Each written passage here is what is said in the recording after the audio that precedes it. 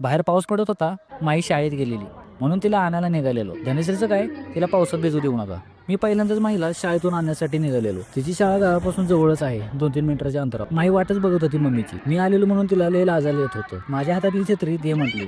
तिला छत्री असल्यावर तिच्याकडेच लागते. चालली मग एकटीच. अगं माई थांब, पुढे बघ असं म्हणतोय. तरी आम्हाला छत्री काय सोडायची नव्हती आणि पाऊस पण बंद झालेला, ऊन पण पडलं होतं.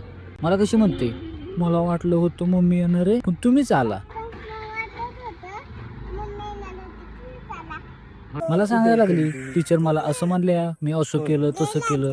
तिला लय बोलायला लागतं. घरी आलो कधी मम्मीला भेटते असं झालेलं तिला. मम्मी मम्मी करत होती. बूट काढला आणि घरी पोचल्या बॅग खोलली आणि मम्मीला सांगत होती टीचरने स्टँडिंग लाईन स्लिपिंग लाईन काढायला सांगितली. खरं तर माही घरी असल्यावर लय ताप देते. म्हणजे जेव्हापासून शाळेत जायला लागली आम्हालाच करमना झाले. व्हिडिओ आवडला असेल व्हिडिओला लाईक आणि चॅनलला सबस्क्राईब नक्की करा.